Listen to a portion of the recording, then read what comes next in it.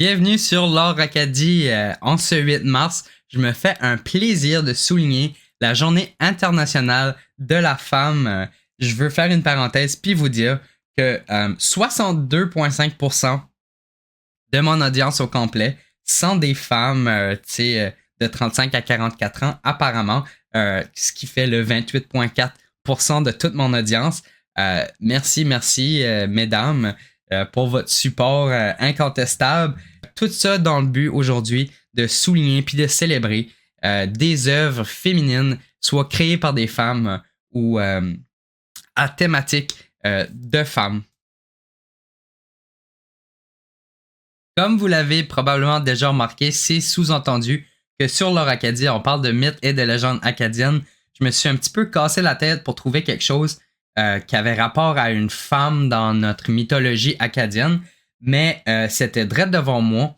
Puis je sais pas comment j'ai fait pour passer par-dessus ça, mais finalement, j'ai réalisé que je pourrais vous parler de la gougou. Ça fait longtemps que j'attends pour faire une petite parenthèse sur la gougou sur l'Or Acadie. Fait que sans plus tarder, je vous parle du mythe, de la légende de la gougou. On entend parler plus communément de la gougou à Percé à Miscou, en Gaspésie, puis dans le bout de l'île Bonaventure. La gougou a plusieurs prononciations, que ce soit G-O-U, G-O-U, G-O-O, G-O-O, G-U, G-U. On peut même entendre la Q-Q, K-U, K-U. Tout dépendamment du dialecte tribal, parce que c'est une vieille légende d'enfant d'origine autochtone des tribus Malachites, Passamaquoddy, je l'ai probablement mal prononcé, c'est la première fois que j'entends parler de cette tribu-là. Puis la version que moi je vais vous raconter, que j'ai entendu le plus communément parler d'eux, c'est la version des Mi'kmaq. La version des Mi'kmaq, justement, c'est elle que j'ai grandi avec. La légende d'une femme qui vit dans la plaine de l'île de Miscou, au Nouveau-Brunswick. La gougou apparaît dans la littérature des premières explorations européennes de l'explorateur Samuel de Champlain en 1603. Il évoque dans un de ses recueils après un voyage en Gaspésie la gougou. La gougou a des ressemblances à d'autres croyances autochtones qui parlent de géants, soit le géant, je sais pas comment prononcer ça, c'est K-U-H-K-W, je veux dire Q-Q, dont le nom signifie tremblement de terre. Aussi la Kookwes, un géant poilu puis cannibale, ou la légende de l'ogresse Apanier qui vient des tribus de la côte nord-est. Plusieurs peuples autochtones avaient leur propre gougou, ou plutôt leur propre légende à propos de géants ou d'ogres. C'est à se demander si les géants ou les ogres existaient vraiment, parce que vraiment, chaque tribu a sa propre version d'un géant, d'une gougou. La gougou, comme je l'ai mentionné, c'est une géante. Ce qui revient dans tous les textes, c'est le fait qu'elle est connue comme étant la plus haute qu'un mât de bateau. Le nom Mi'kmaq coucou pourrait dériver du mot qui représente tremblement de terre, qui s'appelle K-I-W-K-W, parce qu'elle était si grande que ses pas faisaient trembler la terre. Elle est aussi décrite comme étant vraiment laide puis poilueuse, puis une mangeuse d'hommes. Quand elle ne mange pas ses victimes, elle les attrape dans un sac sur son épaule pour les manger plus tard. Selon d'autres légendes, la gougou est un monstre marin couvert d'écailles qui s'attaque principalement aux personnes qui pagaient dans des canaux ou qui marchent le long de la plage. Dans d'autres légendes, la gougou vit dans les montagnes et est souvent confondue avec un rocher jusqu'à ce qu'il soit trop tard. Aussi, on dit que ses cris et ses sifflements sont étranges puis effraient tout le monde qui les entend. La gougou, étant d'abord une légende autochtone, fut par la suite appropriée par les Européens qui la transforment à leur manière. On en entend encore parler partout en Acadie, même au Québec. Même à ce jour, c'est une légende qui s'est démarquée puis qui se fait entendre pas mal, surtout ici dans la péninsule acadienne, dans le bout de Miscou. Tout le monde connaît la légende, tout le monde, là, mais la grande majorité connaît la légende de la gougou de Miscou. La version la plus créative de la gougou que j'ai pu trouver, c'était une version qui la décrivait comme une bête qui ressemblait à un lion marin, mais beaucoup plus gros. Et il a une face ridée comme une vieille sorcière avec de longues dents pointues. J'ai justement 2 livres que je veux vous parler de. Il y en a une panoplie, mais les 2 que j'ai pris le temps de lire moi-même, c'est Le monstre de l'île de Miscou par Jacques P. Ouellette, publié par La Grande Marée. C'est un livre qui s'inspire justement de la gougou. J'aime beaucoup les œuvres de Jacques P. Ouellette. Il y a aussi, pour les personnes qui sont bilingues, Giants of the Dawnland. C'est dans le fond Ancient Wabanaki Tales. C'est une collection de légendes collectées par Alice Mead puis Arnold Neptune. Vraiment intéressant, justement, quand on parle de la présence des géants dans d'autres cultures. C'est définitivement à lire. On a aussi le groupe Trans-Acadie qui a fait une tune qui s'appelle Le Gougou. Justement, la gougou peut facilement devenir le gougou, tout dépendamment de la culture. Ici, dans la péninsule acadienne, on le connaît comme la gougou, plus communément comme la gougou. Aussi, j'aimerais ça m'arrêter dans le monde des arts visuels pour souligner une exposition que Bernard Noël a faite en 2020 à Miscou, justement, qui portait sur la gougou. Ses œuvres sont pas mal abstraites, naïves, mais avec un look assez tribal, ça que je pense qui s'attache très bien à la gougou. On a aussi l'œuvre La gougou par Michel Duguay, le peintre. J'aime beaucoup la représentation de ça. C'est ça. Dans le fond, on voit le fort de Miscou, puis on voit la gougou au loin, à côté d'un bateau. Puis la dernière image qui a attrapé mon œil, c'était un dessin qu'on voit dans l'œuvre, si je ne me trompe pas, selon cette source-ci, WAF RG dans la Gaspésie, Histoire, Légende, Ressources, Beauté en 1930. En tout cas, c'est ça qui est le lien qui est écrit en dessous de cette image ici. Quand même vraiment intéressant comme image, vraiment une belle représentation. Puis c'est ça, c'est à peu près tout ce que j'avais à vous présenter de la gougou. Une présence féminine dans notre folklore acadien. On va poursuivre avec de la littérature acadienne écrite par des femmes avec un regard sur le suspense, l'horreur psychologique. Vous allez voir, je vais vous ouvrir un monde féminin de suspense, d'horreur littéraire. Les 3 prochaines personnes que je vais mentionner se démarquent dans la littérature acadienne selon moi, puis m'ont été recommandées par ma bonne amie Bianca Clément. J'aimerais commencer par Fernande Chouinard, originaire de Dalhousie, qui vit maintenant à Tracadie. Justement, Fernande a publié un livre qui s'appelle L'ombre de Rosa. Je vais vous lire un petit peu le résumé de ce livre-là que j'ai trouvé sur leslibrairies.ca. Cela fait plus de 20 ans que Jack a quitté sa ville natale dans l'espoir de trouver une vie meilleure, loin de son pays plombé par la dictature. Mais le passé le rattrape et il ne parvient pas à oublier le meurtre de Rosa. Son premier amour, victime de manifestations. L'ombre de Rosa raconte cette semaine où Jack revient chez lui pour tuer l'homme qui a ruiné ses espoirs. Une semaine à errer sur les lieux qu'il a souvent hantés avec Rosa et ses amis étudiants. Comme le café Yasmine où ressurgissent certaines figures oubliées, une semaine à se convaincre que son choix est le bon et qu'il n'est pas un assassin, mais un justicier. Dans une lutte à finir aux allures kafkaïennes entre le bien et le mal, se joue le destin d'un homme en colère, déchiré entre son besoin de vengeance et sa lente marche entre hier et demain. On va aller de l'avant avec Suzanne Payne. Suzanne Payne, justement, nous vient de Balmoral au Nouveau-Brunswick. Elle vit présentement en Ontario avec son livre Modus Operandi. Vraiment intéressant, je vous lis la description. Rollo, le chien et son maître ont emménagé dans une belle maison de campagne au terrain immense et intime. Un achat inespéré pour ce couple aux moyens modestes. Tandis que ceux-ci travaillent sur leur projet d'autosuffisance, Rollo en profite pour découvrir son nouveau terrain de jeu. Un jour, une odeur intéressante l'incite à creuser un énième trou aux abords de la forêt où il fait une découverte sordide qui déclencha une véritable chasse à l'homme.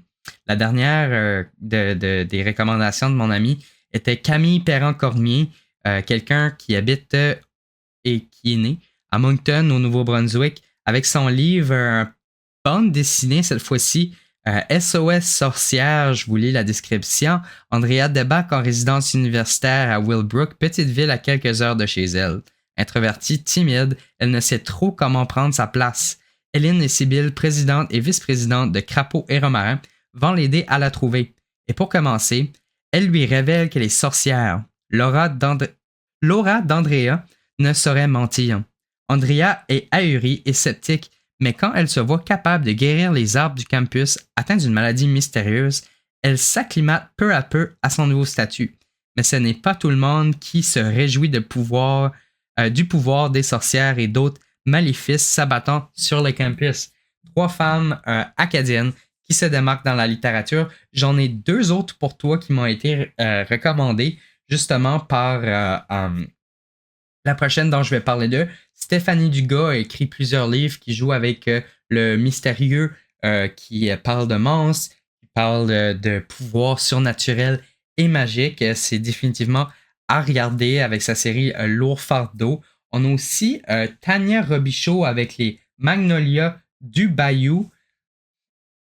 Dans le fond, je vais vous lire la description que je vois sur anboutique.ca. Les Magnolias du Bayou, pourquoi rêvent-elles de la Nouvelle-Orléans? Qui sont les mystérieux amants maudits, acteurs de ces rêves troublants? Ces pages rengorgent d'un habile mélange entre la romance et le suspense, le tout teinté d'un soupçon d'érotisme. Plongez dans la profondeur des bayous afin de découvrir ce qui se cache derrière tout ce mystère. Super intéressant. Tania Robichaud, originaire de Tracadie, encore une fois dans la péninsule acadienne. Toutes ces femmes-là, selon moi, se démarquent en littérature sur leur Acadie. On parle souvent d'horreur, de mystère, du macabre. Justement, tous ces livres jouent avec ces thématiques-là, donc je vous les recommande fortement. Et oui, comme vous le savez déjà, sur leur Acadie, je fais souvent des émissions radio, soit sur LP Web, RCMV ou Savèche, qui sont 3 plateformes qui me permettent d'explorer soit le folklore, l'horreur et la musique alternative metal. Dans le fond, je trouve que la musique alternative metal, punk, etc., tout ce qui se rattache à ça, est un médium en or pour transmettre soit des sentiments de peur, parler de sujets un petit peu plus horreur, qui ne gênent pas d'avoir des thématiques un petit peu plus effrayantes, chose qu'on adore sur l'Or Acadie. Dans le fond, on commence avec Marissa Martinez, une guitariste et une chanteuse américaine. Vous allez voir si vous prenez le temps d'écouter un petit peu la musique de Cretin et si vous prenez le temps de regarder l'imagerie de leurs albums, c'est beaucoup basé et inspiré du macabre et de l'horreur.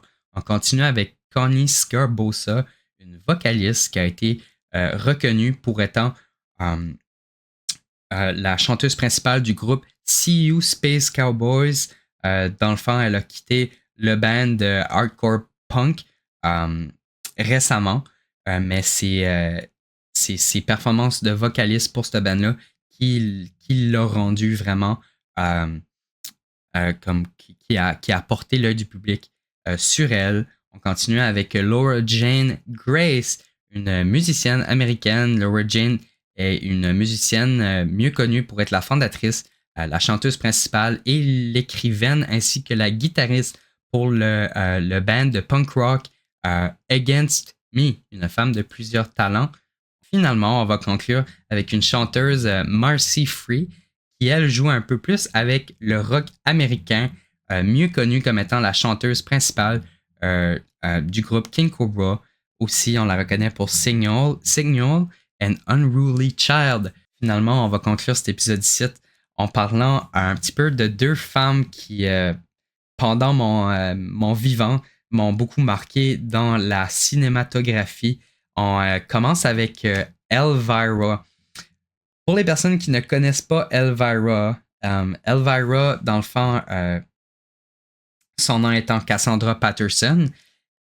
Cassandra Patterson s'est développé un personnage qui s'appelle Elvira, qui est basé un petit peu sur une femme vampirique.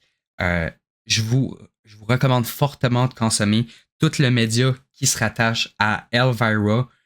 On parle d'horreur, on parle même de comédie. Elvira joue beaucoup avec l'horreur comédie. Je serais même prêt à dire que ça a été une pionnière dans ce média-là, dans l'horreur justement. On peut même l'appeler comme la reine de l'Halloween par sa présence justement dans le cinéma américain en tant que Elvira. Alors c'est ça, finalement on conclut encore avec une femme qui se démarque dans la cinématographie, même une femme qui a été considérée comme étant, à un certain moment, on parle dans les années 1896 à 1906, comme étant la première femme qui a dirigé des films, étant une directrice de films au monde.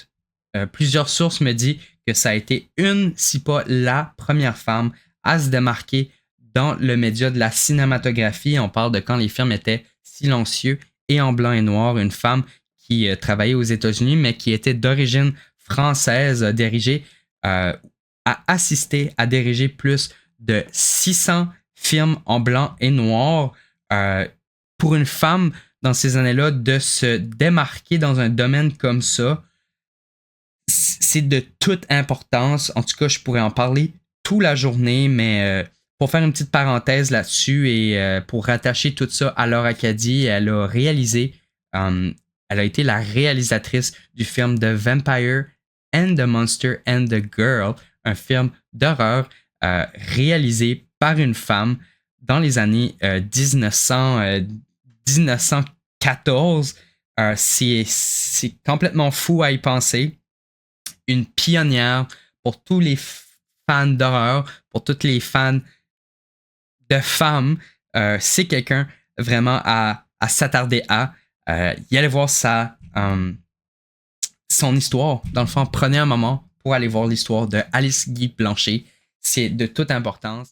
C'est ça qui conclut mon épisode spécial Jour international de la femme. Justement, une journée en or pour souligner le chemin qu'on a déjà parcouru vers l'égalité des genres. Mais je suis pas ici pour parler de choses politiques, donc c'était vraiment pour but de célébrer ce que les femmes ont à nous offrir. Moi, étant quelqu'un qui a été élevé par ma défunte grand-mère et ma mère, j'ai tout le temps eu un œil sur l'importance et la valorisation des femmes. Dans le fond, j'ai été bâti d'amour féminine. Donc, je vous dis en cette journée internationale des droits des femmes, prenez un moment pour aimer les femmes qui sont proches de vous et leur dire à quel point elles sont importantes.